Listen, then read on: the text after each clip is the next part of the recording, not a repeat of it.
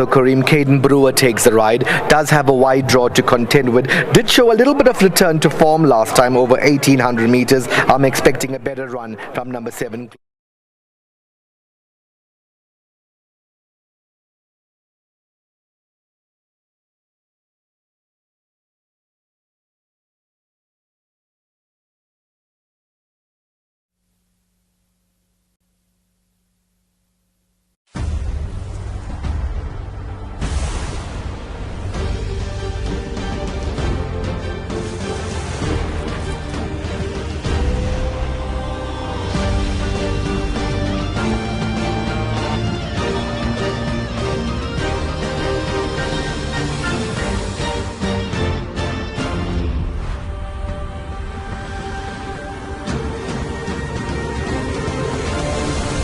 Broadcasting live from the Capital OTB studios, this is Racing Across America with Seth Merrow.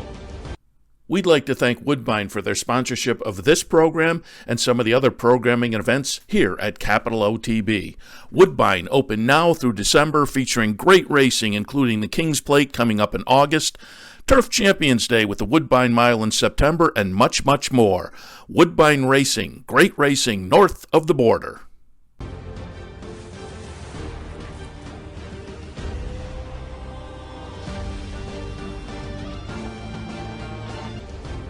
And welcome to Woodbine, live from Woodbine Handicappers Report. Seth Merrow, Mike Callahan. Mike, good morning. Good morning, Seth.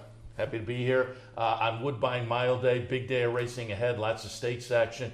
We got up on Thursday afternoon, evening, ran around and taped some interviews on the backstretch yesterday and just enjoyed Woodbine. We always have a great time up here. Haven't been up since the pandemic, but up in the press box, met some old friends. Our friend Klaus Ebner has been hosting us a little bit. Met a new friend, Lindsay Bax, up here at Woodbine, and she escorted us around a little bit early. So far so good, and the weather looks great, and the racing looks really good. Like you said, we got in on Thursday night. I mean, we saw the upgrades with the hotel, the casino, whatnot, the view from our hotel room.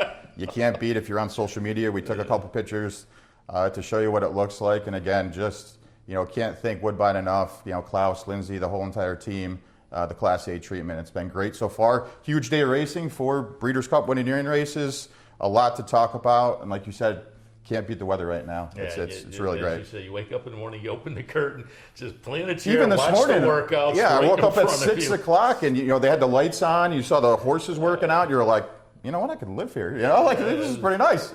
Had lunch in kind of an upgraded little lunch area overlooking the track. That was a lot of fun. There were some nice new facilities right trackside. So we've said to people, if you want to come up, you pop up the thruway, you take a right at Buffalo, and it's a short hop from there. They always treat you well. The racing's great. If you like turf racing, 2 turf courses. And don't get fooled. When they come around the turn, your horse gets to the lead on the main turf course, you still got a ways to go. Yeah, absolutely, yeah.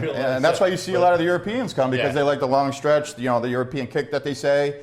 But again, just an exciting card to talk about, and can't wait to dive into it. So let me hit you with what's coming up here today at Woodbine. Besides the great stakes action, don't forget there's a $250,000 guarantee in the late pick 5. There's a $100,000 guarantee in the early pick 5. Mandatory payouts for both the pick 6 and the jackpot high 5. Jackpot high 5 has about a $10K carryover. I know some people like that wager, so there's some good, nice wagering opportunities. And don't forget, that base is 20 cents. You can put together a very clever and nice ticket. We were talking about it yesterday. Yeah, you were talking about it. You were alive there late with a nice ticket. And, given the situation yesterday, there was almost a pick 5 carryover going in to the end of the card yesterday. Well, and the 20-cent pick 5 paid 25, just under 25,000. I mean, you can really get paid. 20-cent ticket for a lot of money. So have some fun today, certainly.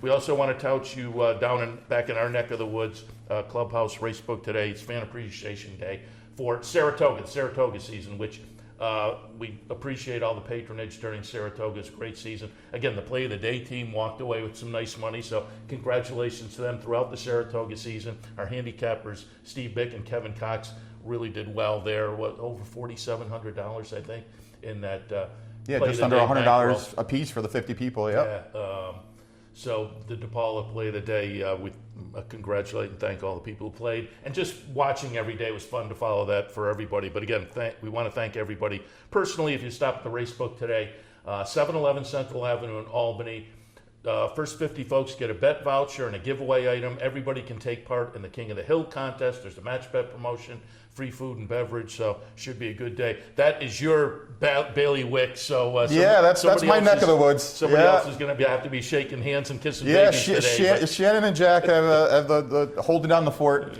for us. But again, like John, our president, had said, last day of the meet, we're nothing without our patrons. So we really want to give back. Really appreciate everything during Saratoga.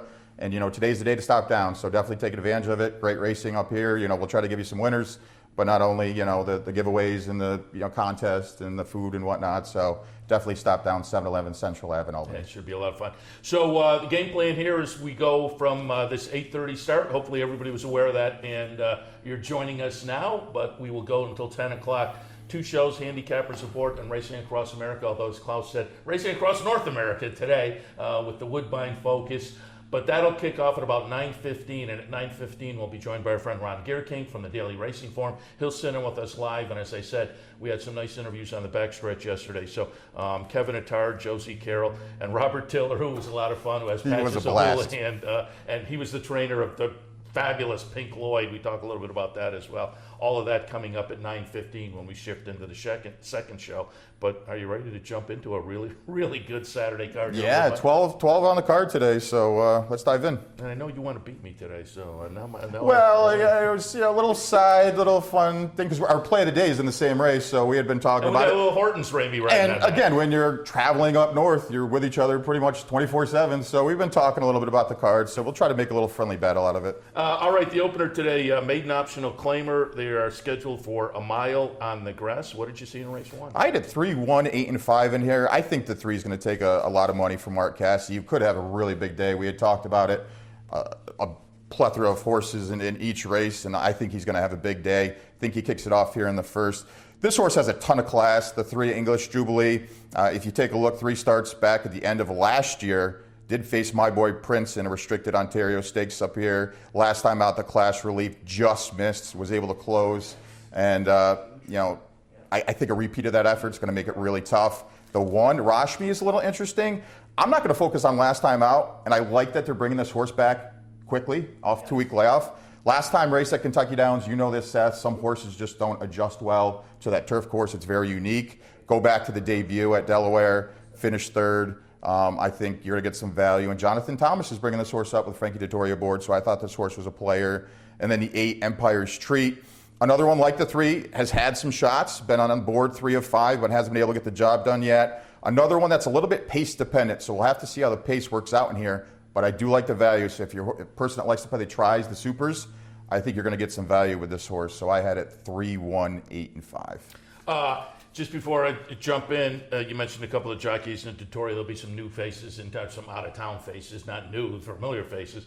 But I looked, and this was I think from yesterday I looked, so these are maybe a day old. But on the jockey side, Savachi leading with 87 over Hernandez with 67.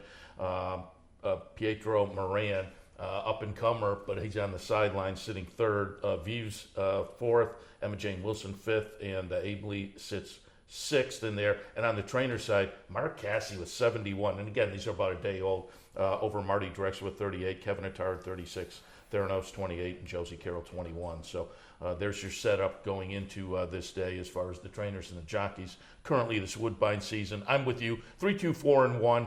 English Jubilee on top. I couldn't ignore the last race.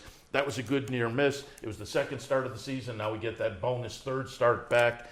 Also, last time dropped in for this optional claiming situation class-wise and seemed to appreciate the class, the little experience the season under the belt. So I'll go there. 2nd spot, Just Magnificent. 3 starts. I thought the last one in Stakes Company was okay number-wise. It went backwards a little bit from the previous 2. But again, being lightly raced and getting back to probably what is the comfort level class-wise attracted my attention with Just Magnificent. And Silent and Sinful comes in. Similar scenario. The numbers for this one, the last couple of starts were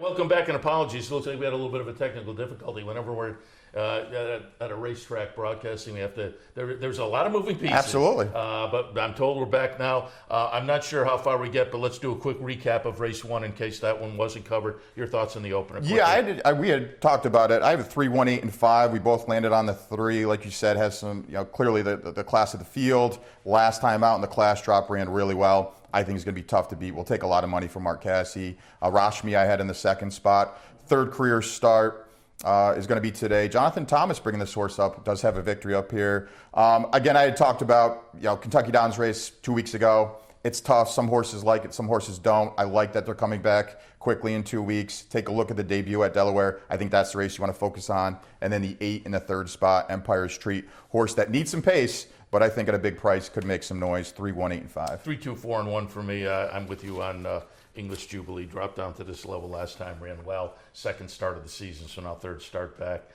Silent and Sinful is a little interesting to me. The numbers fit with this bunch. Rashmi I had down the 4th spot, but I always like the Augustin horses. It's the other Jonathan. I used to like when Jonathan Shepard had the Augustin horses, but Jonathan Thomas has filled in very ably, so I put that one down the 4th. I have no arguments with you, a little class drop. But for me, 3, 2, 4, and 1 in the opener.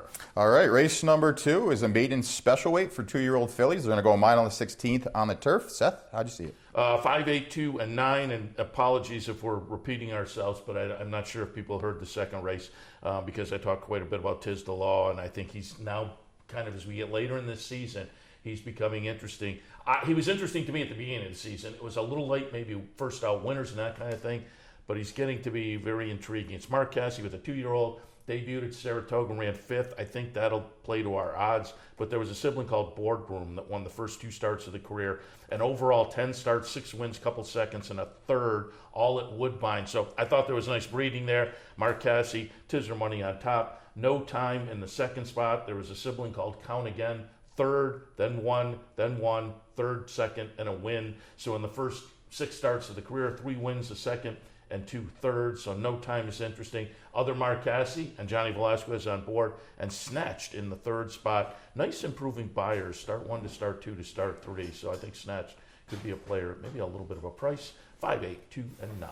8, 9, 6, and 3, and I'm glad you talked about the 8 because I have a couple horses. You had mentioned, predominantly a buyer's guy. That's kind of the strongest thing that you take a look at. I'm more of a trip notes guy, so I like to go back, watch replays. This is one of the horses. So you're going to see this horse finish 8th on debut, did take some money. Mark Casse, you talked about the stats. Go back, watch the race. You're going to see steadied sharply. That's an understatement. This horse actually broke well. Got shuffled back to last, and then Winterberry, the eventual winner, who's actually going to be in the Summer Stakes today. Get a little barometer in here. In Winterberry. Yeah, absolutely.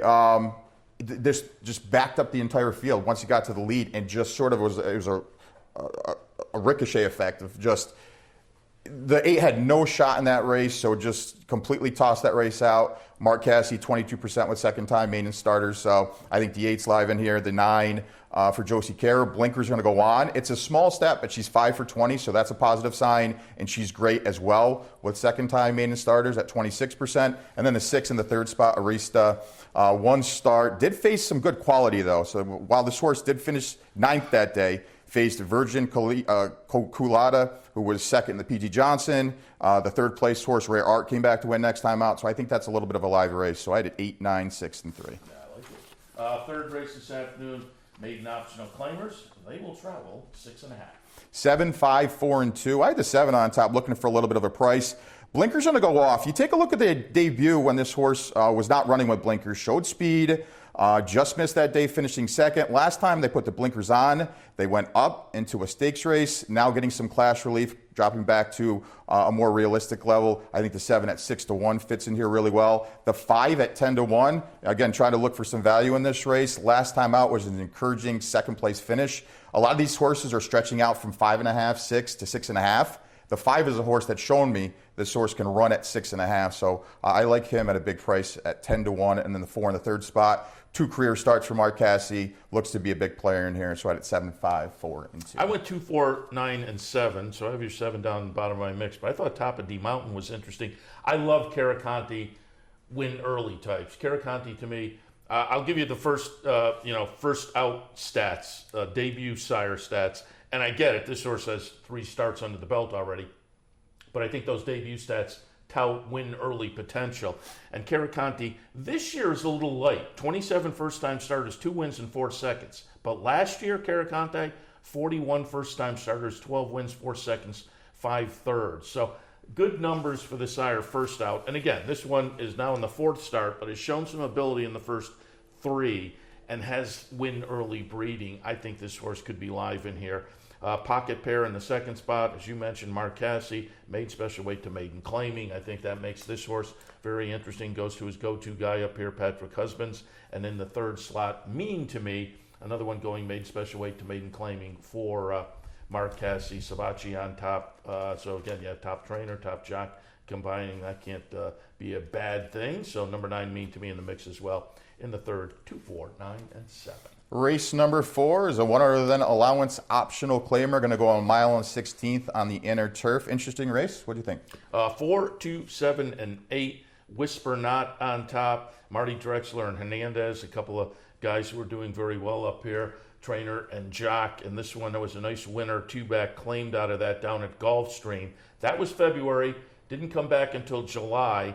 So there was a little bit of a layoff. I think potentially benefits from that comeback effort, a little fitness put in, and now get some class relief as well. I think Whisper Not is in a good spot. One Night Standards in the 2nd slot, also Marty Drexler. This one coming directly off the claim back in the early part of August right here at Woodbine, and comes back at the same level, and why not? Ran a good race against Similar in the latest. And then Marty Drexler, I'm looking for the Drex try. Look what I have on my paper.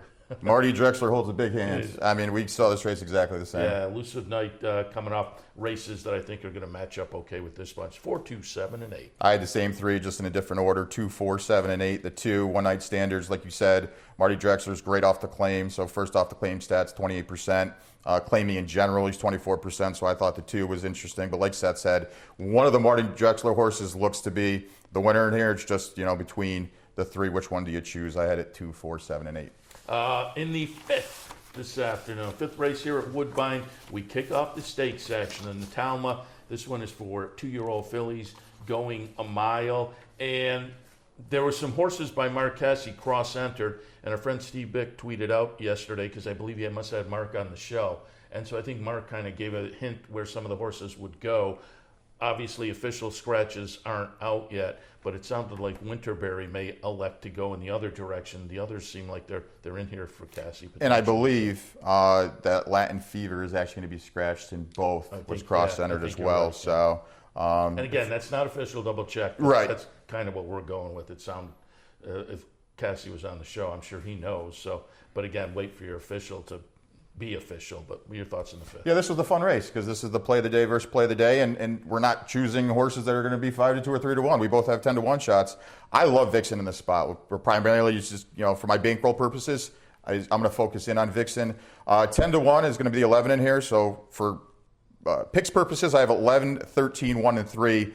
But it's all Vixen for me. You take a look at the career debut. I talked about trip notes. Go back and watch that race. Finished 3rd to Kilwin. And if anybody knows from last week, Kilwin won one of those baby races down at Kentucky Downs in impressive fashion for $1 million down there. And then the 2nd place finisher, Wakita, ended up breaking the maiden next time out at Indiana. This horse on the debut completely missed the start, lost all chance of winning that day. And when this horse kicked in the stretch, was so explosive, it was eye-catching. So definitely go back, watch that race. Next time out, stretched out to a mile at Ellis and broke well that day and was able to sit just off with the speed, was still able to show that kick. And of these horses that are stretching out, a lot of these horses are stretching out to a mile for the first time. The 11's already checked off that box to be able to go a mile. I think it's going to sit a good trip in here. Can come from far back, can be close to the pace. So for me, I have the 11 on top. The 13 is the horse they have to beat, right? It's the European coming in for Charlie Appleby. 2 wins and 5 starts. Clearly has some class, running in some group races overseas. Faced Fairy Godmother, who's a really nice horse, and won at Royal Ascot. So that's going to be a horse that takes a ton of money in here. The 1 is interesting, probably the main speed that people are going to fear in here. Anisul going out for Christopher Clement. He's only has 4 starters up here, 3 wins in a second. So anything he brings up here is really live. and one to consider as well. But for me, I'm going to focus in on the 11. I had your top choice, who I know you're going to talk about, just outside in the 4th spot, but another one that has at the value you're going to get, I think has a big chance as well. Yeah, and I originally had Winterberry in here, and that one's probably not going to go, so I'll pull in the Appleby. I was going to say, when I had my original 4, that I was rolling the dice, leaving the Appleby out. I think we're all familiar with what he has done over here on this side of the pond, so to speak, over the past couple of years, but particularly here at Woodbine. He's been very potent. So I was being a little dicey, but I'll pull the 13 in now. I have a 3, 4, 6, and 1, but again, the 4, double check on that. If that one doesn't get in, I'll pull the 13 in. But I thought Nitrogen was very interesting for Mark Casse. Took action in the debut right here at Woodbine back at the end of August, went off as the 3-5 favorite, and just missed that day. This one is a sibling to Love to Shop. Love to Shop, second, first, third, first in the first 5 starts of the career. So there's some win early talent there. It is Mark Casse. And again, went off a 3-5 in the debut, now comes back here, and the morning line's 10-1. We'll see what we get. I think it's a field where I think you're going to find value all around, potentially, but I'll go with that one on top. Again, if Winterberry stays in, take a look at that one, but the game plan sounded like we'll opt for the other option. And then Will Rain for Mark Casse comes in, still a maiden, but tried Stakes Company last time, debuted up at Saratoga and just missed there, and went off at 7-2 in the Catch a Glimpse last time, ran 4th, but it's a step, maiden special and into Stakes Company, now with the stakes experience under the belt, 20-1, Camara on board. I think Will Rain is intriguing. Your Anascal also from Clement, as you say. Clement has certainly picked his spots coming up here, and so it's a fun race. Then Talma, for you brought up a good point. For wagering purposes, while I think that the 13 probably will be favorite, I could see the morning line changing drastically. I could see your 3 going down. I could see the 11 that I like going down. The 1 hovering around 4-1. I could see the favorite in this race going off around 7-2. Yeah. Right? I mean, this is one of those races I think there's going to be a lot of jostling as far as what the public does with pools and whatnot. Yeah, so it's going to be interesting. More stakes action in race number 6. It's the Ontario Matron Grade 3 event for the ladies, going 8.5 furlongs. Yeah, I'm going to look for some prices in here. I have it 7, 1, 8, and 9. I had the 7, Sand and Sea, going out for Riley Mott. Is going to come up. Last time out, Victoria's down at Indiana. Loves the synthetic, and I think that's why they're coming up here for this race. 4 for 5 lifetime, so definitely want to note that. Is a horse that wants speed, and I didn't see a ton in here. The 1 should be a horse that shows some speed in here, and maybe a couple others, but if the 7's able to get to the front, may be tough enough to hold them off late. The 1 at 10-1, Libon, is a horse that 2 starts back was able to get the job done in a stakes race down at Lone Star. Last time out, look who she faced. Myra, Fed Rover, Nisi Marie, who won last weekend at Kentucky Downs. So just off of the sheer class alone, looks to be a fit in here. First time Lasix for Safi Joseph. He was red hot over the summer. So I just thought at the value you're going to get was a player in here. And then the 8 in the 3rd spot, Fashionably Fab. Has been knocking on the door the last couple. Winner 3 starts back. Makes a lot of sense in here for Kevin Attard. So 7, 1, 8, and 9 for me. I went 9, 10, 8, and 13. Solo album on top for Mark Casse. Comes out of a stakes victory up here. Ran a near miss in a stake just before that. So in good form. It's Mark Casse. Frankie Dettori hops on board. Sabatini in the 2nd spot. And again, we interviewed Josie Carroll yesterday on the backstretch. We'll drop that in the next show, that interview, so that's going to come up. She talks a little bit about Sabatini. And I asked her, was it kind of an experiment on the turf last time? And she said, yeah, kind of. And the options weren't really out there otherwise, so that played into it as well. But if you draw a line through that turf dry, she has been very, very good in her limited career so far. And off of the Celine 2-back, I'm going to use Sabatini in the mix as being very dangerous, and Fabulous Fab in the 3rd spot for Kevin Attard, coming in with some stakes tries most recently. And the ones 2 and 3 back are clearly good enough to mix it up in this bunch. And you're right, as you were talking about Sand and Sea, Riley Mott, you'd have to think the synthetic plays into it. He's 4 for 5 100%. over the synthetic. So they looked at the various condition books and said, why not take our shot up there? All right, let's take a break. When we come back, more from Woodbine as we are live on the road with the Handicapper support. Stay tuned.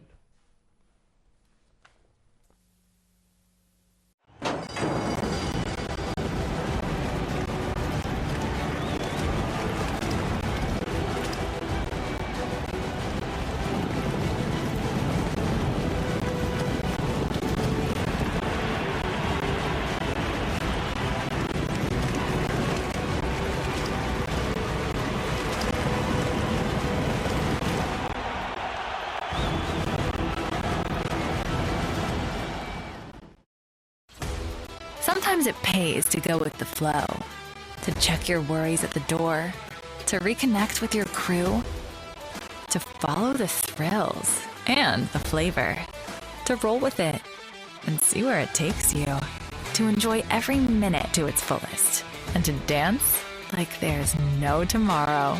You can do that here at Rivers Casino and Resort Schenectady, where the good times flow. Birdstone is an outside front. They're coming down to the finish. Can Smarty Jones hold on? Here comes Birdstone. Birdstone surges past. Birdstone wins the Belmont Stakes. It's in front, but here comes High Chef Merrow. High Chef Merrow, the defending champ, to take it to Bob. These two arch rivals head to head with Joe Hart bearing down on them. It's going to be a three-horse photo finish in the turn. Here's the wire. Photo finish.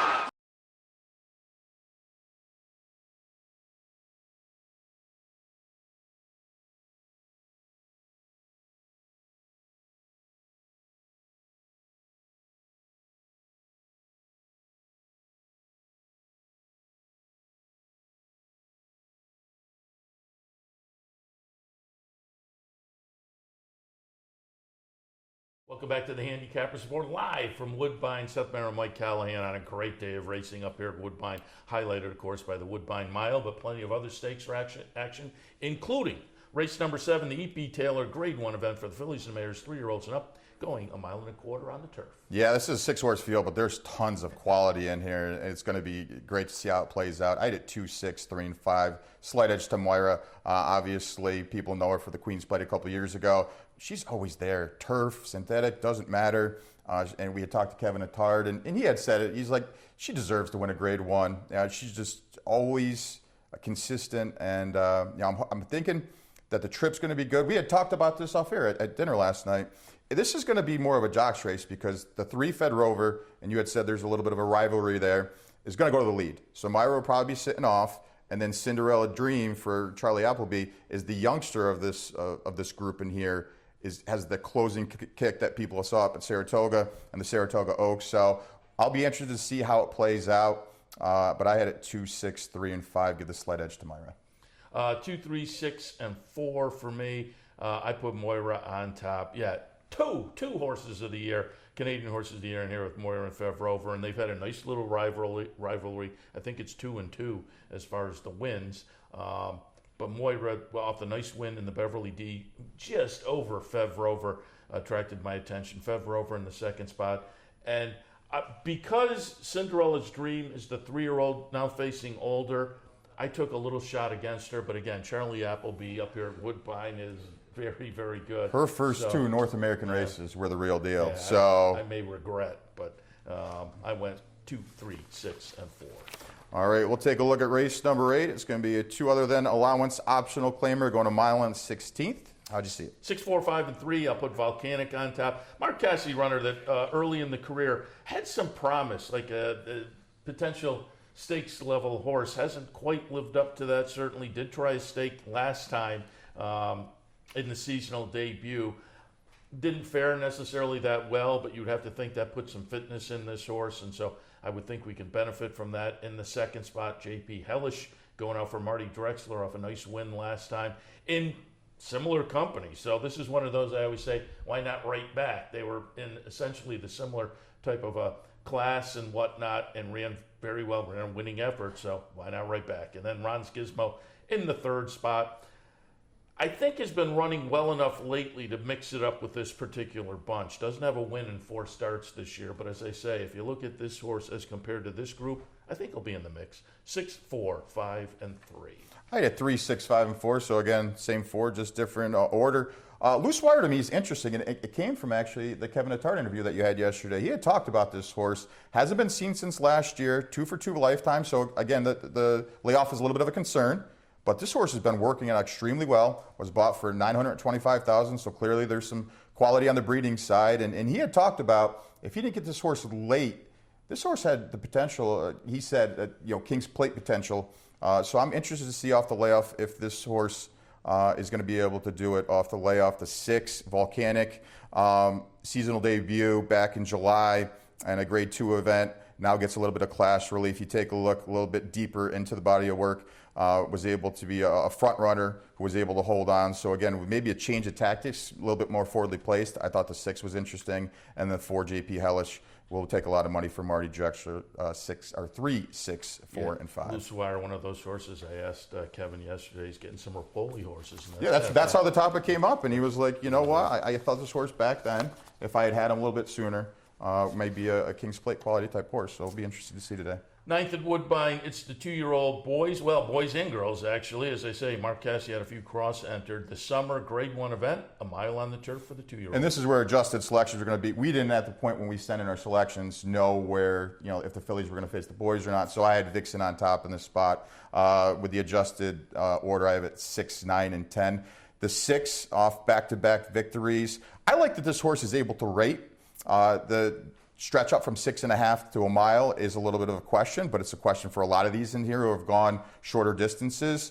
And again, just thinking this horse is going to be able to sit a nice trip at 8 to 1, may get lost in the mix with some Europeans that are in here and some other more notable names. But again, I think the 6 clearly a player in here at 8 to 1. The 9 is going to be for Charlie Appleby, victorious last time out.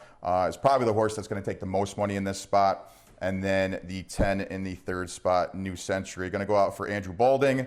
O'Sheen Murphy's coming into town and victorious last time as well. So I thought it was between those 3, 6, 9, and 10. 2, 6, 14, and 12 for me. Again, I had Nitrogen on top, 3 deep in the AE list, but it looks like going to go in the other race anyway. So I move up Dream On. Another Mark Cassidy runner, 3 starts so far, broke the maiden 2 back and tried Stakes Company last time. A close-up second to Cairo Caper, who is also in here. I put that one right underneath, and I talk about it all the time. Sometimes we try to get clever and switch things up. It may just wind up the same situation because Cairo Caper is certainly very good. Broke the maiden 2 back and then followed up with the stakes victory. So similar kind of scenario to Dream On. It's just that Cairo Caper had the win and Dream On ran second that day in the stakes action. So I think they're both very, very intriguing. And then in the 3rd spot, I'm going to go to number 14, Winterberry, Mark Cassidy runner with the filly. And it sounds like they'll elect here with that one. And boy, off of her debut, certainly very, very playable. 2, 6, 14, and 12. And we're up to race number 10, which is the highlight of the day. It's going to be the Rogers Woodbine Mile, Grade 1 event, $1 million, going a mile on the turf. Seth, what's your thoughts? 5, 2, 6, and 1. Filo di Ariana, if I'm pronouncing that correctly. Mark Cassidy runner comes in with a couple of nice stakes victories right here at Woodbine. 2 back in the Highlander, last time in the King Edward. When I had Mark on the show on the Saratoga backstretch a couple of weeks ago, we talked a little bit about this one. And he said, coming back in the Woodbine Mile, King Edward, a nice mile run, got up and held it by a nose there. Camara jumps on board today. I think this one is very live in here, but it's a competitive field. Naval Power for Charlie Appleby, likely the one to beat. I may kick myself that I'm putting this one down in the 2nd spot, but I just thought the current and more recent form went to the Cassidy runner, but Naval Power is going to be very, very dangerous, clearly. Mark Cassidy also has for Live Oak, Win for the Money. How does this not have soup in the name if it's for Live Oak? But Win for the Money, a good runner for Mark and Live Oak, coming in off a close-up second in a stake at Ellis. They elect to come back up to Woodbine and take the shot here. That to me was a little notable as well because they were in one of those Kentucky Down preview races at Ellis, but they come here instead of Kentucky. So again, I found that intriguing. 5-2, 6-1. 2, 4, 5, and 1. Like you said, Naval Power 1-1 on the morning line. The connections, obviously, people are going to navigate to. Ran too good to lose last time out in the Turf Classic. Really, just it was beaten ahead, but was still running really strongly at the end. 2 back in the Maker's Mark Mile against Master of the Seas. Completely missed the break. That's a throwout race. Still was able to finish second in that spot. I thought that was a really good effort for the first North American debut. This horse runs back to any of the 2 races that this horse has run up in North America. Looks really, really tough. The 4 Big Rock is interesting. Alberto Rispoli coming in. This horse's form last year was really good. Of recent this year, the form has tailed off. So that's really the big question. This horse was running last year. Probably 7-5 in this spot, and vying for favoritism with Naval Power. So if this horse can get back to form, they're going to put the blinkers on, and you're going to get a little bit of a weight relief in this spot. So I thought the 4 at a little bit of a price was interesting. And then the 5, you had talked about your top choice, 5 for 5. The local horse looks to be a huge player in here as well. 2, 4, 5, and 1. And Play Me a Tune. Again, we interviewed Josie Carroll. She's going to talk a little bit about that one in a few. But being lightly raced, that horse is interesting at a price with Johnny V on board. 11th is wrapping up the stakes action, the Vigil. All eyes on Patches O'Houlihan, who again, when we talked to Robert Tiller, he said, well, not quite up to Pink Lloyd. That one won 20-some, and multiple Sovereign Award winner and whatnot. But Patches O'Houlihan is okay with 9 for 11 record. The Vigil, grade 3 event for sprinters on the synthetic. Yeah, Patches for me on top. 7, 3, 4, and 5. Like you said, just a really cool horse. 8 for 9 over this Woodbine surface, 9 for 11 lifetime. Is a horse that likes to go with a lead. I don't see an abundance of speed in here, and the fact that this horse is able to draw outside the other speed is definitely advantageous. The 3 in the second spot, I'm a Gambler. Last time out, did face Patches and only was beaten on half length. So if for some reason there is a pace stool, look for the 3 to be closing in here. And then the 4 in the third spot, looking for a price to fill out some tries. Is a horse that is 4 for 23 lifetime, but in the money, 19 of those 23. So if you're looking for, again, try superior player of that nature, look for the 4 to be closing as well. 7, 3, 4, and 5. I'm 7, 3, 5, and 4, so we're right there. I mean, Patches O'Houlihan, nice gutsy win last time. 2 back in the Pink Lloyd. Got it done pretty convincingly. Again, 9 for 11, just phenomenal sprinter up here. I'm a Gambler in the second spot for Kevin Attard. Finished a close-up third behind Patches last time, so should be a player again today. And War Bomber in the third spot, but knocking on the door in the past couple, and certainly looks to be a player in here in that current good form. In the 11th, the Vigil, 7, 3, 5, and 4. All right, we'll round out the day at 7:17 and race number 12. The 2 other than allowance optional claimer going a mile and a 16th. What'd you see in the finale? 1, 5, 10, and 8. I'm going to put South Bend on top for Mark Cassey. Looking for Mark to have a good day, obviously. This one has not, and I may regret this, because this is the kind normally I'll look at and kind of like, last couple of seasons, no wins.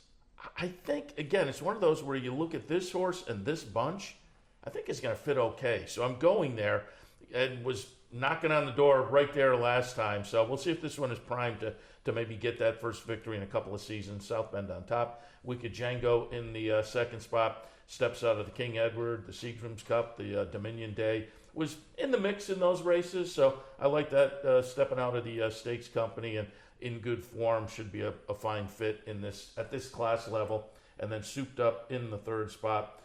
Tried the Pink Lloyd last time, but couldn't fend off Patches O'Houlihan. Wound up second. A relatively well beaten second, 6 lengths back. But the 2 races in and around this class level just before were very good. Should be good again today. The 12th and final, 1, 5, 10, and 8.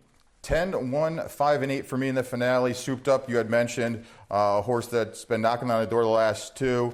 4 for 11 over Woodbine surface, 11 for 11 in the money. So this horse is always there. Should be bet here at 7-2 on the morning line. South Bend, I was going back and forth whether to put this horse on top, just like you had said. Buyers-wise, fits really, really well in this spot. Been racing at this level the last 4, so one to use in here. And then the 5, another one vying for favoritism. Huge class relief. I think that's what people are going to see in this spot. I use the 5 in the third spot. 10, 1, 5, and 8 in the finale. All right, let me just remind you today on the wagering front, $250,000 guaranteed late pick 5 a $100,000 early pick 5, mandatory payouts in the pick 6 and the jackpot high 5. Jackpot high 5 has almost a $10,000 carryover, so plenty of fun opportunities. And again, we mentioned it earlier, these are 20-cent increments, so those pick bets, you can get in and maybe have some fun and some wide open races where there's the potential for some prices in there. So keep that in mind up here on a great day of racing at Woodbine. Certainly take an extra look. And don't forget, it's Fan Appreciation Day down at the Clubhouse Racebook. First 50 folks through the door, bet voucher, giveaway item. Everybody can play the King of the Hill contest and the match bet promotion, free food and beverage. So giving our chance to say thank you to you for a fabulous Saratoga season. Fan Appreciation Day, Clubhouse Racebook, 711 Central Avenue, Albany. Last thoughts? Just, good luck to everybody at home and playing with Capital OTB and throughout the world. It's going to be a great day of racing. And the fact that the weather's perfect, big fields, great wagering, pools, etc. These are the days, if you love horse racing, this is it. So, just good luck to everybody and, see how it goes. Looking forward to it. We got to have our Tim Hortons bet. You can see tomorrow who's going to get the Hortons with our best bets earlier in the day going head to head. We'll see how that works out. Good luck today. Yeah, good luck to you as well. And we'll be back. We'll see who has bragging rights tomorrow since we're doing the show. So we got a little side bet to see who's going to have more wins or not. Back in tomorrow at 8:30 with the Handicappers report. But we're going to wrap up Handicappers report for today. We'll be back in a couple of minutes. Racing Across America, or Racing Across North America, as our friend Klaus said. And he's absolutely right. Back in a few. Ron Gierkink from the DRF. Some taped interviews from the backstretch yesterday. All of that in just a couple. Stay tuned. Haven't signed up for a Capital OTB account yet? Now's the time to take advantage of the sign-up bonus. Open up a new account with $200 or more, bet $400 by the end of the month, and receive a bonus $200 into your account. Plus, you can take advantage of everything an OTB account has to offer. Wagering from any device, live streaming, racing info, past performances, online promotions, and more. Sign up today and take advantage of the new account bonus. Details at capitalotb.com. Want to get your career in horse racing off to a fast start? Well, the University of Arizona's Racetrack Industry Program is your winning ticket. The Racetrack Industry Program has served as a springboard to some of the industry's most successful individuals, with a proven track record of job placement right out of college. If you want to earn a degree in the exciting horse racing industry, the Racetrack Industry Program can put you in the winner's circle.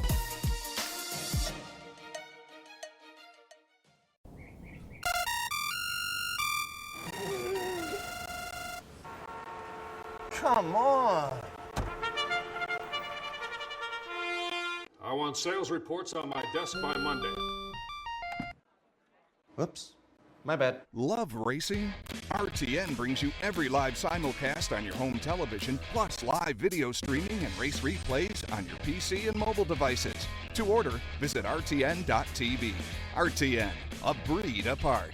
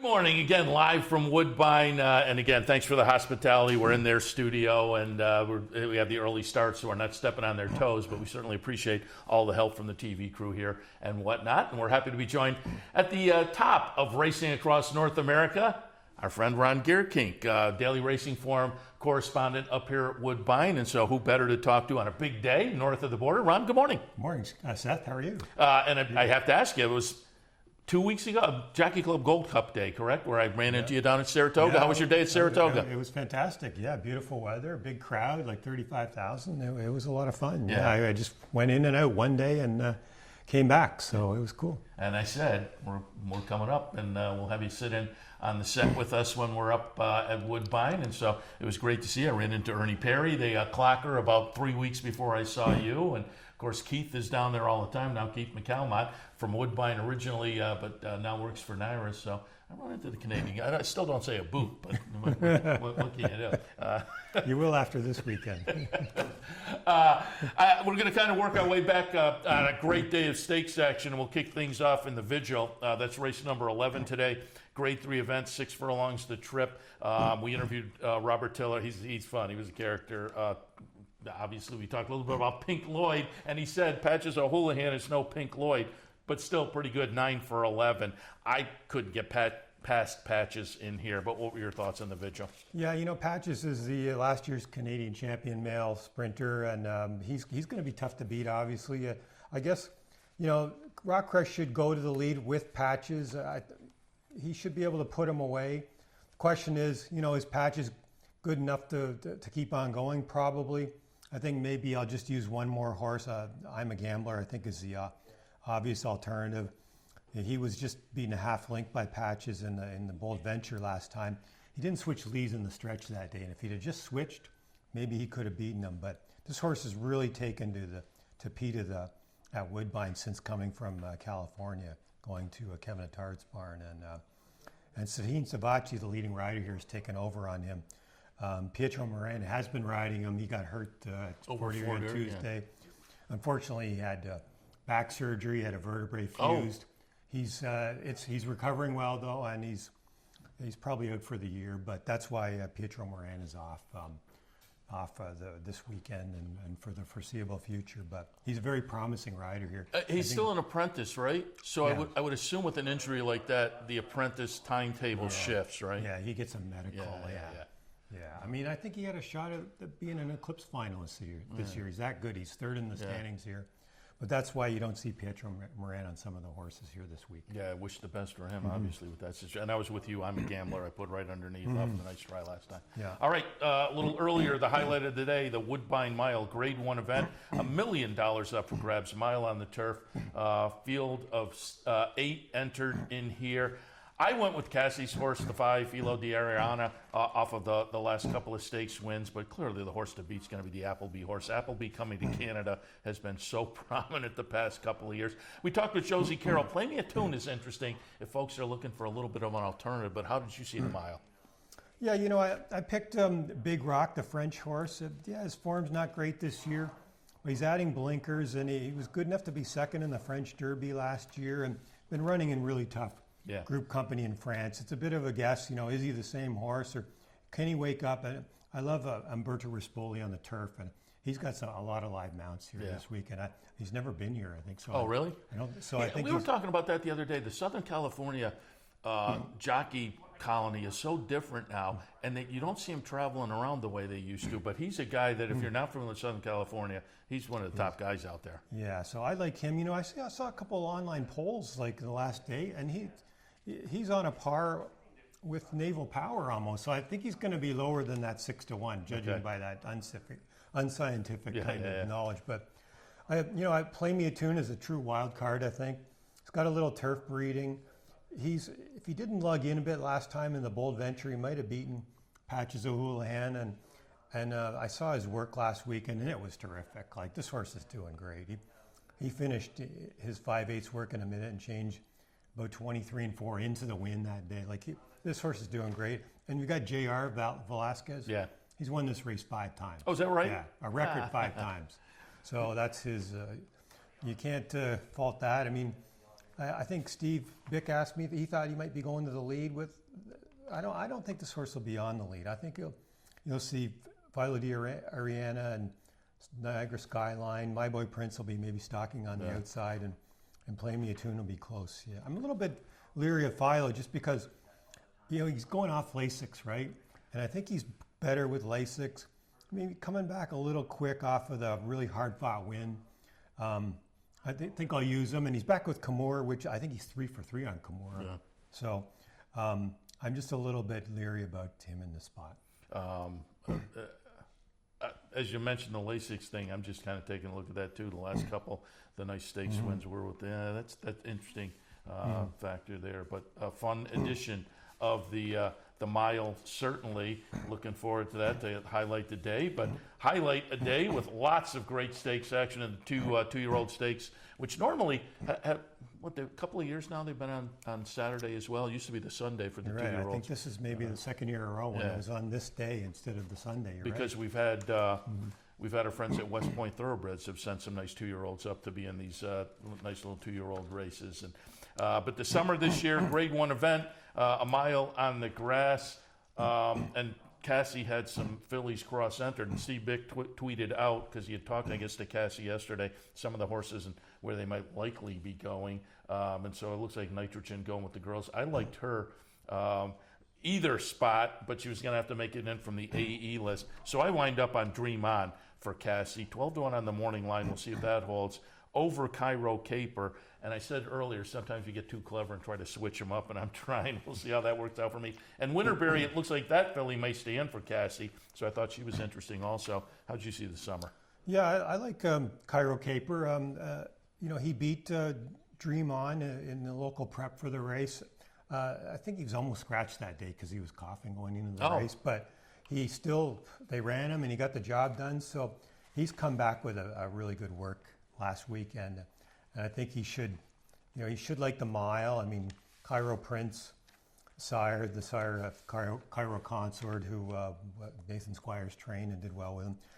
Interesting, when I talked to Cassie the other day, he kind of went out of his way to say that he thought Dream On would run a better race this time for whatever reason. I like So I'm going to use him too. He's going to be a good price. I mean, the two English horses, right? They ran against each other. They were Al Quadra and New Century. They ran 1-2 in the Pat Ettery Stakes at Ascot. So I think they're must uses. And of course, Appleby and Godolphin with Al Quadra, they've won this race a couple times before, and I guess he's going to be the favorite. And New Century might be overlooked a bit. He's trained by Andrew Balding, who's had lots of success at Woodbine, like in the past.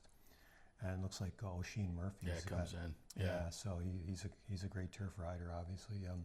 De Wolf might be scratched. I'm not sure. He was cross-entered in the Ontario Sire Stake on Sunday. De Wolf for Kevin Attard. I saw that. Yeah. Mm-hmm. So I'm not sure what's going on with him, but we'll find out later today if he runs. But he'll be favorite if he runs tomorrow. And if in this race, he's got a long shot chance, I think, off of that nice second out maiden win. With a 76 buyer. When I was putting together the Kevin Attard interview, we talked a little bit about De Wolf, and so when I was putting it together yesterday, I pulled up that replay. That was a nice looking win. Mm-hmm. So got some experience in the first start and came back and benefited from it clearly. This is always a step, but in year 2024. To step out of a maiden breaker into a stakes race, a lot of them do it. I mean, it's just, they're all relatively lightly raced, and so the Wolf is one that if he elects today, it's worth maybe taking a look at in here. But fun edition of the Natalma. Let's go a little bit earlier. The E.P. Taylor Grade 1 event, a mile and a quarter on the grass, and we got a kind of a preliminary from off the set a few minutes ago. Cinderella's Dream may be on the sidelines here. That's not official at this point. Is it official, Klaus, or is it still? It is. It's definite. She knows me last night. She did your medication. Okay, so Cinderella's Dream will be out. That changes the complexion quite a bit. Although I was going a little bit against her as a 3-year-old facing older. I had Moira on top over Fevrover. They're the focus, obviously, continuing what has been a really fun rivalry. I went with Moira, but how did you see the Taylor. Yeah, you know, they're the last two Canadian horses of the year. I mean, they what a great race they ran against each other at Beverly D last time at Colonial. Moira's a fan favorite, even Favrover is too. But you know, going into before the draw, I'm thinking, okay, I'll just write about those two. But then, even though it's a 5-horse field, I mean, what a great field for a 5-horse field. Blue Rose Sen won 3 Group 1s in France last year, including the French Oaks. I picked her on top. I really like her adding Lasix off an improved run in a Group 1 at Deauville, where she was just beaten 3/4 of a length by one of the top horses in Europe. And you've got Umberto Rispoli. We talked about how good a turf rider he is. So I like her. I mean, I'm kind of a fan of Full Count Felicia because I bet her last time in the Canadian when she led all the way. Moira was scratched out of that race, and that's her stablemate. And she's trained really well into this race. She should be on the lead. Whether she can hold these off going 1.25 miles, it's as farther than she's ever gone before. But I'm going to use her, and you could even make a case for the French 3-year-old filly Blush coming off a Group 3 win, and she's adding Lasix too, and she gets Murphy. You know, you go back into the history of this race, a lot of French 3-year-old fillies have won this race, even going back to the 80s and 90s. So, yeah, this is a great field for a 5-horse field.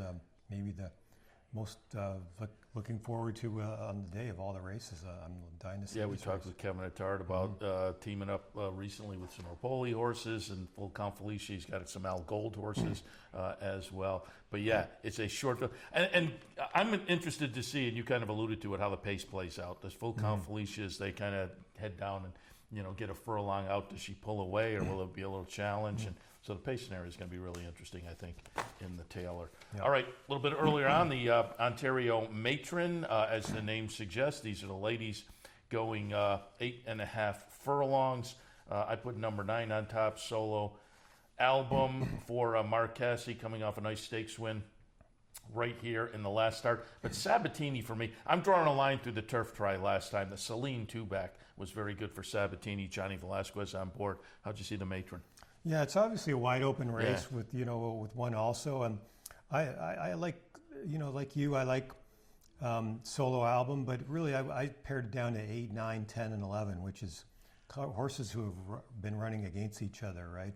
Fashionably Fab won the Belmahone off the layoff, and then Solo Album beat her in the Belmahone. So I like those two. And then Sabatini, I mean, that 88 Beyer 2-back when she won the Celine in her first route start, that was a really good effort. And you throw out the turf race, of course, like you say. And then the horse I picked on top, just thinking she's going to be a square price, is Forever Dixie. You know, 2-back in the Trillium, she was making a run between horses, and if she didn't have to alter outside of Solo Album, I think she would have won, and she just got beat ahead that day. She came back and didn't show up in the Canadian, and Cassie says, you know, she's just a horse, she's an in and outer. She just, sometimes she tries and sometimes she doesn't, and I think, you know, maybe this is a good day. Coming off a good work, this is a day where she could, you know, be right there with the other 3 that I mentioned. So I like those 4. Yeah, as a bettor, those are the most frustrating kind. When you look down and they're inconsistent and wildly, you know, it's like up the track or fabulous, and you just never know who's going to show up that day. But yeah, absolutely, Forever Dixie, when she shows up, she shows up. All right, and finally, the stakes action will kick off in the 5th race with the Natalma. The summer for the boys and 1 or 2 girls, but the Natalma is clearly for the girls. The 2-year-old fillies going a mile on the grass, and I alluded to it earlier. Nitrogen for me, second time for Mark Casse. Beaten is the 3-5 favorite. There's a sibling called Love to Shop that was a win early type. If we get a little bit of value, Nitrogen to me. I left Mountain Breeze off originally, and then one of the horses I had in Winterberry looks like will go in the other one. So I'll pull in Mountain Breeze. I was trying to be clever. I will admit Mountain Breeze probably is the one to beat for Appleby, but I thought Nitrogen was intriguing as well. How'd you see the Natalma? You know, you have to use Mountain Breeze, but, you know, Appleby had the 3rd place finisher as the favorite in this race last year, so, you know, she's not invincible, and I like the Casse horse, and One More Time, really bred for the grass on the dam side, right? So, second time out at Saratoga, came off the turf, and it was running the mud. and she won pretty easily, and she beat maybe 4 next out winners. She's a half to Simply in Front, Churchtown, and Honor D Lady, all turf stakes winners, and of course Simply in Front won a grade 2 at Kentucky Downs last weekend for a Canadian owner. So she has terrific turf breeding, and I think Omaha Beach is kind of an up-and-coming sire on everything. Yeah. So I like her. She should be a good price. Goes out from Mark's main client, Live Oak. Yep. And it, Mark's pretty high on Vixen too, right? I'm going to use her too. I mean, Mike Callahan is very high on Vixen. Yeah. Like Mark pointed out, the winner of her first race came back to win $1 million race at Kentucky Downs, and Vixen had a troubled trip that day. Probably should have won. And she came right back on the stretch out at Ellis, going from 5.5 to a mile, and did win pretty comfortably. So, and JR's named on her, right? So I think she's in with a big shot. Yeah, as I say, Mike liked that one too. We got a little head-to-head, Vixen and Nitrogen. We'll see how it works out with the Cassie Ron. Really a great stakes card here. Great betting menu. The 20-cent increment allows people to get in some of these pick bets with a reasonable take. And we saw yesterday with the pick 5 at the end of the day. These 20 cents can still get you 20 grand if things work out right. So I think it's going to be a fun day. Folks can catch your coverage, obviously, in the DRF, the hard copy, if you pick that up, or online, drf.com. But Ron, we, as always, appreciate the visit. Happy to see you a couple of weeks ago down in Saratoga, and happy to have you join me this morning. Thanks, Seth. All right, Ron Gierkink from the Daily Racing Forum, the Woodbine correspondent. We'll take a break. We'll come back and show some of those tape pieces we did on the backstretch yesterday. Stay tuned. What if there was a way to become a better horse player, to have a better knowledge of the game, to be more successful? What if there were a way to take what you've learned, what you know, and make better decisions, better choices? In horse racing, knowledge is a powerful tool. Race results and replays, past performances and live streaming, wagering from all your digital devices. Capital OTB. Become a better horse player.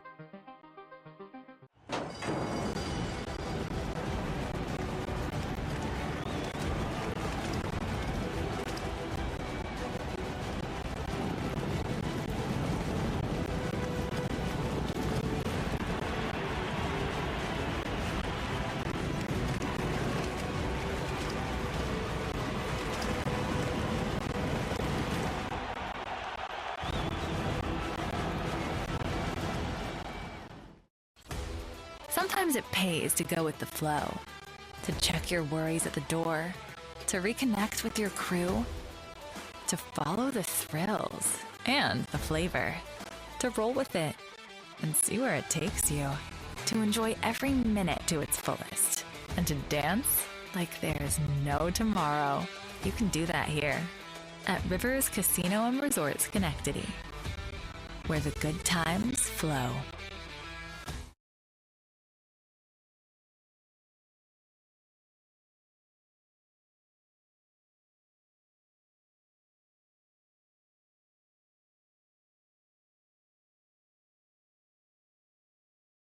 Let's jump right into it. We were on the backstretch yesterday and talked to some of the players with horses that will be prominent this afternoon. Let's start things out with Kevin Attard.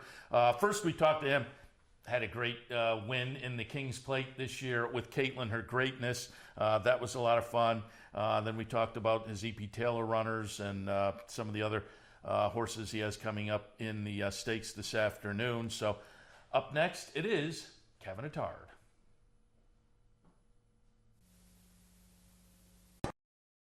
My Boy Princess said, let's go, and turns in the King's Plate, 2.5 in front. Chased home by Caitlin, her greatness down the outside. Pierre back in third, and here comes the filly. Caitlin, her greatness, coming after My Boy Prince and running up to share the lead. And down the outside is Midnight Mascot is flying home. Caitlin, her greatness, has reached the lead, and she's as great as they come. Caitlin, her greatness, wins the King's Plate. A half a length to My Boy Prince and Midnight Mascot. First off, let's hit on the King's Plate. Caitlin, her greatness. About a week later, we broadcast every day from the Saratoga backstretch. We had Elliot Walden on. He obviously was very thrilled. Give us your reaction to her performance, gutsy performance in the King's Plate. Yeah, really nice filly. You know, she's had 3 starts here locally, 2 wins and a second in the Woodbine Oaks. You know, she had trained really well heading into the King's Plate and ran to her works, and just happy to have her in the stable, and she's doing really well, and looking forward to her next start. Oh, you have any plans? You know, she was invited to the QE2, so that's obviously a possibility, and we're going to shop around for a couple other spots. Most likely we're going to get her back to the turf. And give us some thoughts on those kind of horses. I'm always curious. Do you know you have something special? So she had come to me, obviously she had raced last season and the beginning, early part of this year for Todd Pletcher. So she came to me in good order.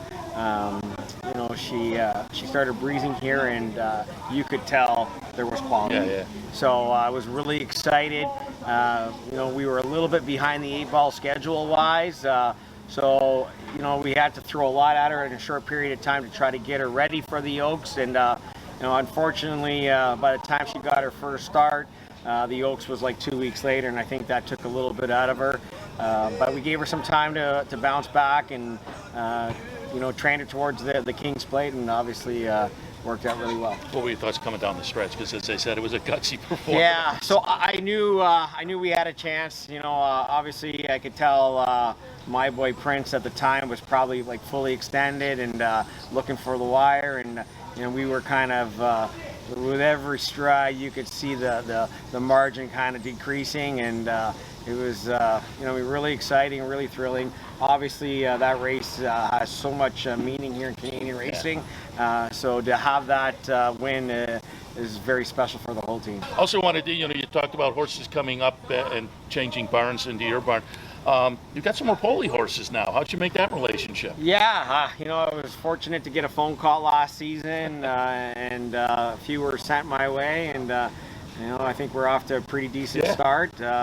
Obviously, you know, training for an organization like that, it's a great team of people, and just happy to be part of the team now. Yeah, I saw Spence won the other day, and Yes. it's some familiar names, certainly to those I was based down in New York for Poli. All right, let's talk a little bit about what you have coming up on Saturday. The E.P. Taylor, 1.25 miles on the grass. Full count Felicia. Speaking of owners, Al Gold. Yes. With the name, you knew it had to be an Al Gold horse, but a nice win in the Canadian. Full count Felicia's raced right away and has been controlling the races 4 or 5 in front down the home stretch in the Canadian Stakes. And where are the challengers? Down the outside, 5 Towns and Millie Girl start to wind up, but the leader, Full Count Felicia, with a commanding break of 4 lengths to 5 Towns and Millie Girl down the outside. Full Count Felicia put them to sleep early and leads in the final 16th, and it's Full Count Felicia by 3.5 to Millie Girl, but they've left it all far too late, and it was a great winning ride by Rafael Hernandez. Full Count Felicia wins 3 lengths to Millie Girl. Seems to be working well. What do you expect on Saturday from Full Count Felicia? Yeah, very nice filly. Has really stepped up her game since her first local start. Came up with a big win in the Canadian, and has trained really well heading into the E.P. Taylor, and I think she's up for a big race. And now we got to talk about Moira, 2022 Horse of the Year, won the Queen's Plate. Nice gutsy win in the Beverly D. And it's a nice rivalry with Fev Rover coming up. Give us thoughts on Moira. Doing well. You know, obviously she's had 2 starts this season, 2 big races. Coming off of the win in the Beverly D. Fev Rover brings him to the top of the stretch in the Beverly D, but company is coming. Here's Moira on the outside trying to charge after Fev Rover. Nadette going to swing toward the center of the course for the final furlong. Fev Rover on the inside of Moira. They're racing well apart. Nadette going to try to split the 2 of them. Moira on the outside, Fev Rover on the inside. These 2 for a final 16th of a mile. Fev Rover and Moira. Nadette back in third. It's Moira and Fev Rover. Moira just in front. Moira! I think she got it. Fev Rover was right there in the photo. Then came Nisi Marie Nadette, who photoed third. Again, you know, she's also trained really well heading into the E.P. Taylor. Weather's been good, so she's going to get firm ground, something that she really likes, and hoping, you know, she just kind of, she always throws in a good race, and just kind of hoping that maybe you know, she can get that grade 1 that she really deserves. It is a nice rivalry with Rover. Yeah, the two of them have battled, no doubt about it. 2 good fillies, obviously 2 horses of the years. You know, I mean, whenever you see Rover's name in there, you know you better have your running shoes on. Was this the game plan coming out of the Beverly D? Yeah, the EP Tiller is obviously a local race, you know, grade 1. She's competing in it twice already, so hopefully 3rd time's the charm. Another one, as they say, coming out of a win. The Queen's Plate in those days, but the King's Plate these days. Summer, you have DeWolf. 20-1 on the morning line, despite a nice maiden breaker in the second start. Now the race changing complexion as DeWolf has gone right on by. Hitting the wall quickly was Unbridled Weather. Mobula tries to make a race of it here with DeWolf. They're well ahead. It's a battle between the two. Golden Test is finishing on. And again off the inside, Unbridled Weather rallying, but it's DeWolf coming away. DeWolf by a couple of lengths to Mobula. Unbridled Weather's putting in another claim on the outside to get second, but DeWolf does oblige. Wins by about 3 lengths. That was at 6.5, goes a mile on Saturday. Give us thoughts on DeWolf. Well, again, I think at the 20-1 is attractive. Yeah, he's a nice colt. You know, ran in a key race first time out, actually. Came back in a second start, broke his maiden, I thought pretty impressively. Looked pretty comfortable doing it. You know, we've been high on him right from the get-go. I think as the races go further, you're going to see more of him as well. So exciting prospect. He's a Canadian bred as well, right? So we're hoping for big things now and in the future. And also you have on the AE list group, but with the way it's shaken out, might get in from the AE list. Still a maiden though. Yeah, I'm hoping he does. I think okay. he's a maiden of quality. He's really breezed well. Had a chance to work him on the turf. I thought he breezed exceptional over it. So if he draws in, I wouldn't discount him. Thanks again to Kevin Attard for taking the time. Obviously on a busy week. We grabbed him yesterday on the backstretch, and he has a lot of live runners this afternoon. Also talked to Robert Tiller yesterday. He has Patches O'Houlihan, who looks very good in the vigil. 9 for 11, and that's a standout record, certainly. But as he says, not quite Pink Lloyd yet. Robert Tiller trained the great Pink Lloyd, winner of 8 Sovereign Awards. The Canadian equivalent of the Eclipse, was the Horse of the Year up here in 2017. So we hit on both of those. Up next, trainer Robert Tiller.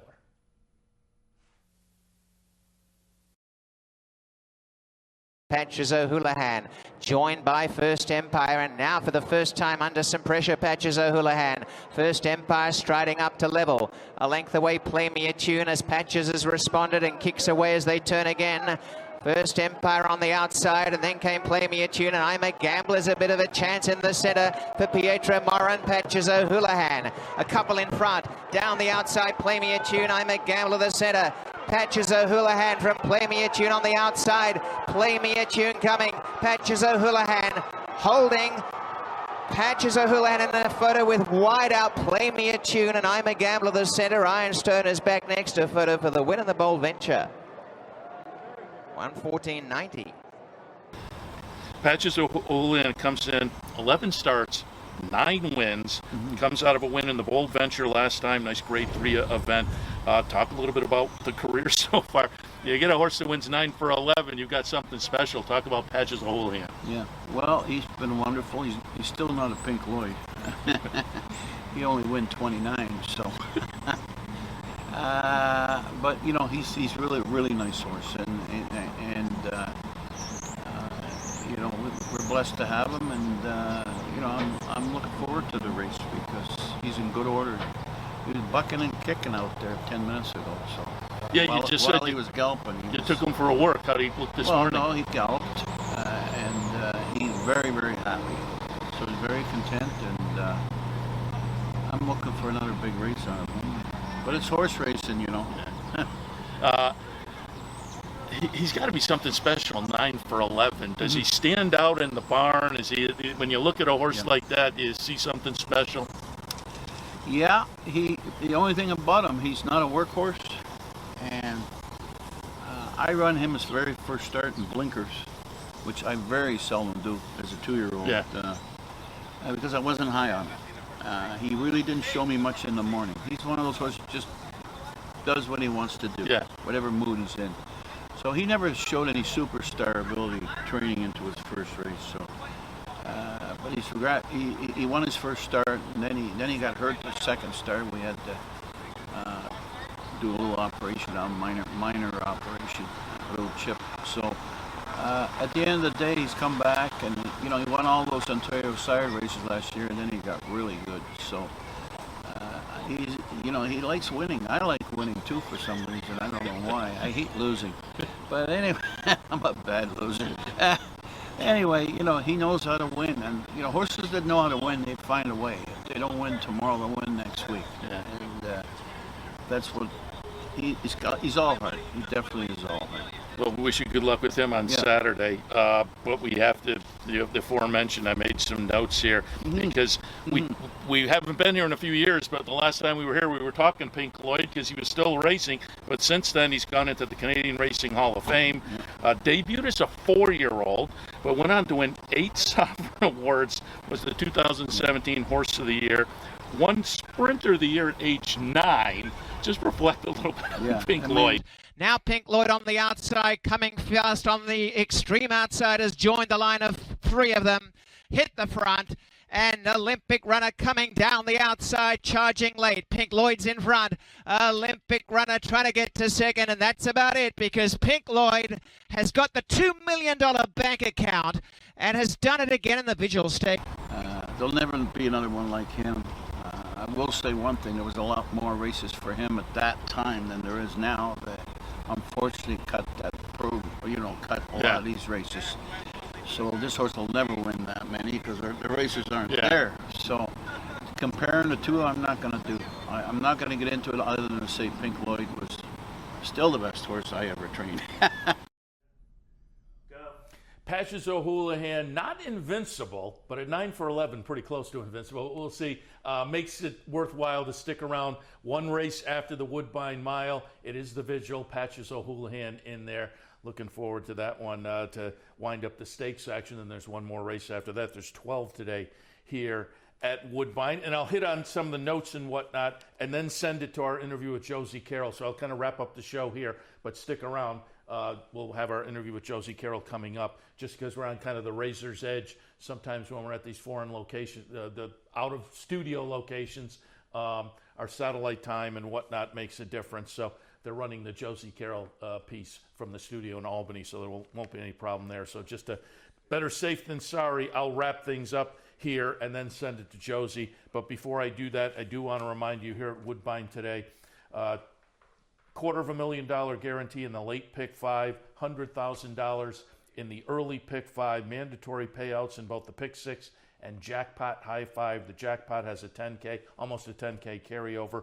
So a lot of good opportunities here. And again, 20-cent increment, the pick bets, you can jump in and have some real fun. And as was demonstrated yesterday, for 20 cents, you can still walk away with a very nice payout if you get clever and it works out for you. So have some fun here playing Woodbine this afternoon. And you can do it at the Clubhouse Racebook as part of Fan Appreciation Day. Our thanks to you for the Saratoga season, the successful Saratoga season. We'd love to have you stop by the Racebook, 711 Central Avenue in Albany. First 50 folks get a bet voucher, a giveaway item. Everybody can play King of the Hill and the match bet promotion, free food and beverage during the afternoon. So 711 Central Avenue in Albany, Fan Appreciation Day at the Clubhouse Racebook. All right, as noted, going to wrap it up here. And don't forget, we're back in same time and place tomorrow. Again, live from Woodbine, 8:30 tomorrow for Handicapper support. And then we'll have a little Racing Across America as well after that. So from 8:30 to 10 again tomorrow. So mark that on your calendar for tuning in. A little recap action, obviously, of the big day today here at Woodbine. But as we sign off, I'm going to send it to our tape piece yesterday with Josie Carroll. She has Sabatini in the matron. 40-5, interesting to me in the summer. Play Me a Tune. Could be an interesting kind of alternative in the Woodbine Mile. And I wrap it up because in the past 2 or 3 weeks, she's had a couple of nice 2-year-olds. I always like to pay attention this time of year to the 2-year-olds. So we talked a little bit about a couple of nice 2-year-olds she had win just recently as well. All of that coming up as we'll sign off here with our interview with Josie Carroll. So again, thanks for tuning in today. Back in tomorrow, 8:30 for our live from Woodbine coverage. Mark it on your calendar. Look forward to seeing you then. And as we head out, here is trainer Josie Carroll.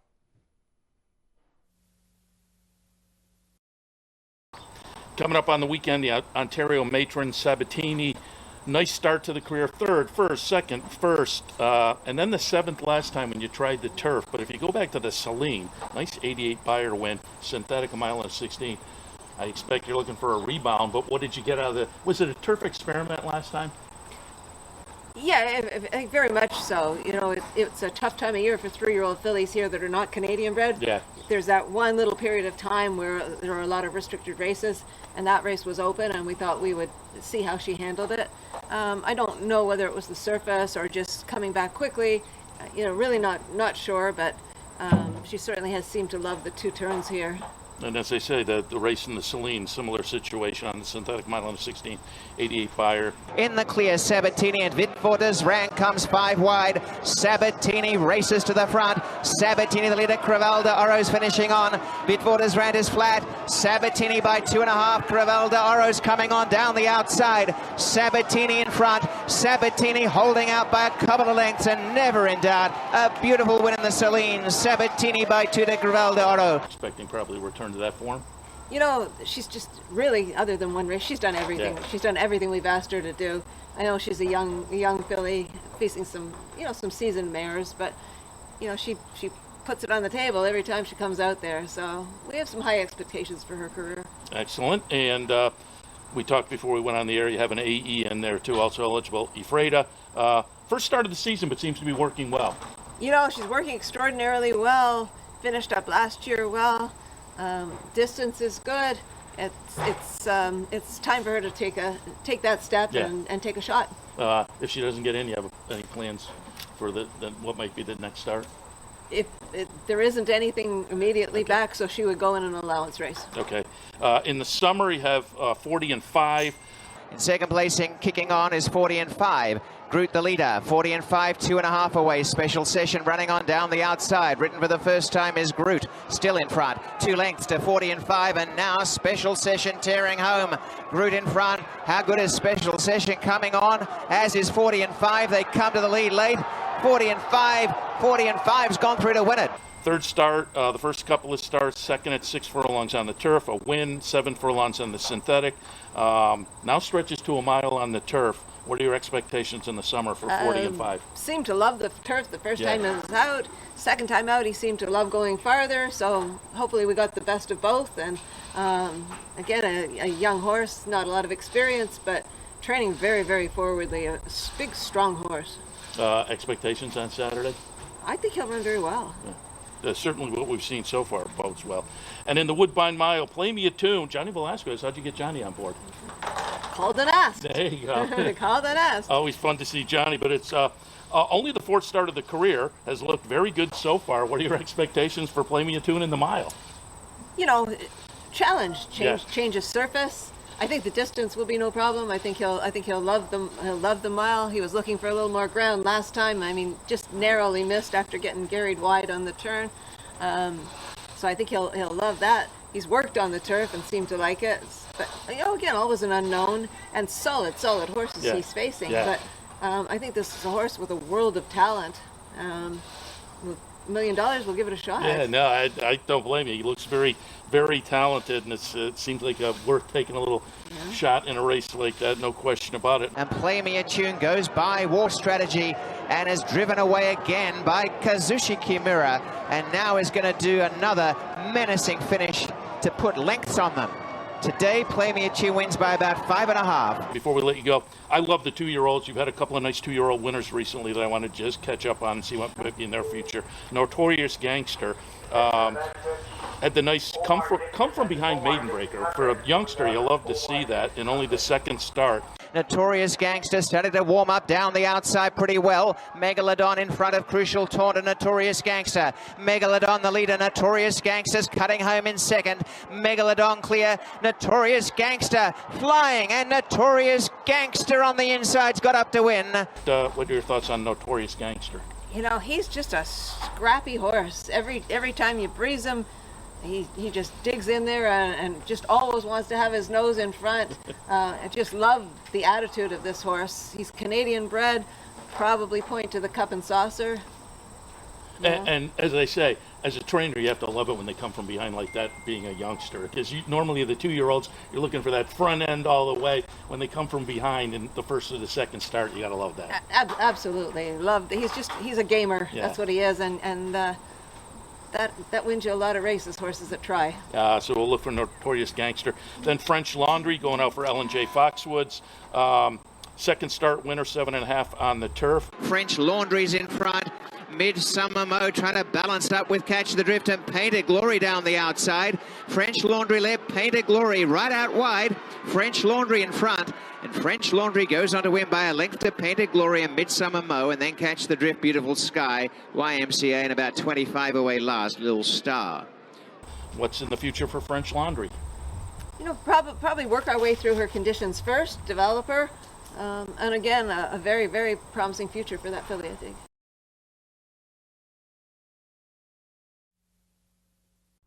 We'd like to thank Woodbine for their sponsorship of this program and some of the other programming and events here at Capital OTB.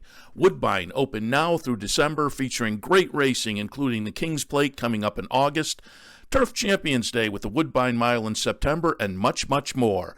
Woodbine Racing, great racing north of the border. You're watching OTB TV, a service of Capital Off-Track Betting.